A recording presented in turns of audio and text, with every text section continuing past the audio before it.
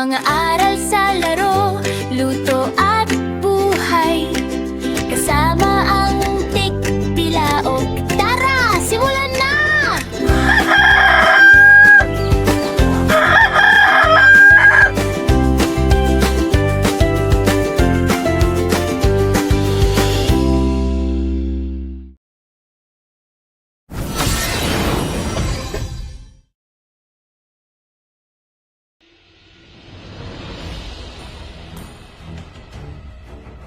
Isang laro lang ba ang Mobile Legends?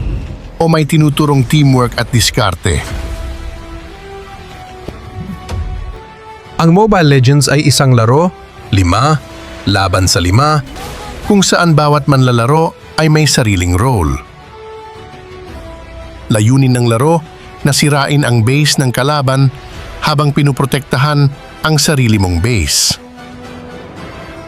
Sa tamang gabay, natututo ang manlalaro ng disiplina at pakikipagtulungan. Matututunan natin ang teamwork, role assignment, at self-control. Bawat galaw ay may epekto sa buong team. Ganito maglaro ng Mobile Legends. Una, pumili ng role na kailangan ng team. Ang tank o support ang nagtatanggol at nag-i-initiate ng laban.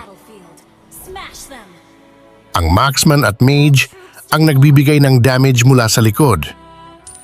Ang fighter ay tumutulong sa gitna ng laban. Pangalawa, sundin ang lane assignment, gold lane, EXP lane o mid lane. Pangatlo, tumutok sa objectives tulad ng turret, turtle at lord. Ang huli, panatilihin ang maayos na asal sa buong laro.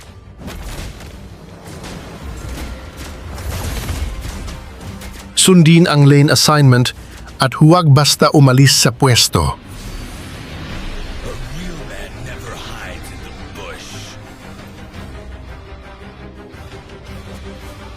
Tingnan ang minimap bawat ilang segundo para malaman ang galaw ng kalaban.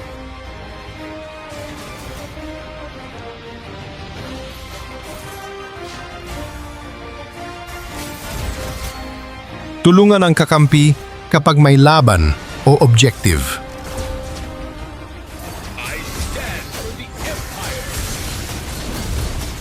Maghintay sa tamang oras bago pumasok sa laban.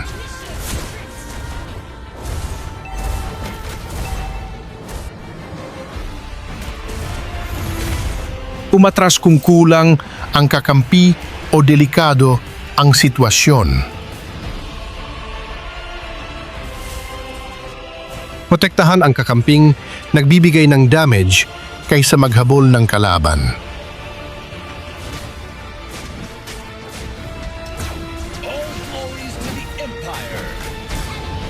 Kapag malinaw ang role ng bawat isa, nagiging maayos ang galaw ng team.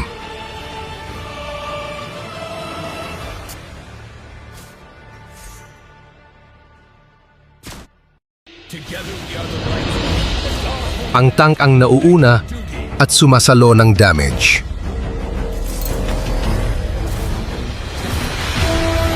Ang damage dealers ay nasa likod para manatiling ligtas.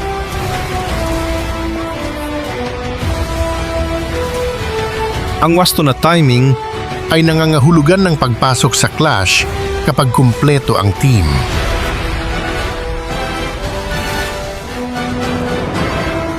Ang strategy ay ang pagdedesisyon kung kailan abante at kailan uurong.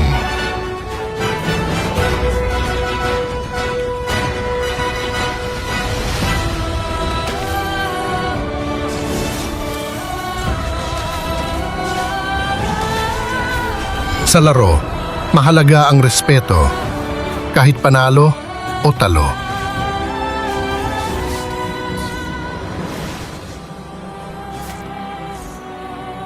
Iwasan ang paninisi at galit sa chat.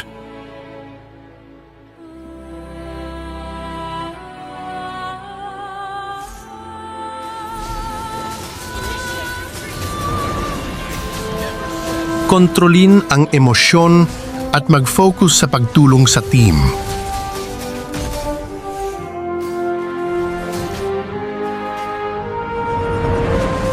Tapusin ang laro ng maayos at may respeto sa kalaban.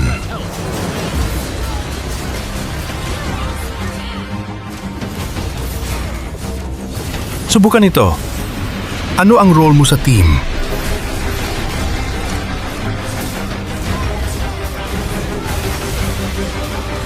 Paano ka nakatulong nang hindi nagagalit?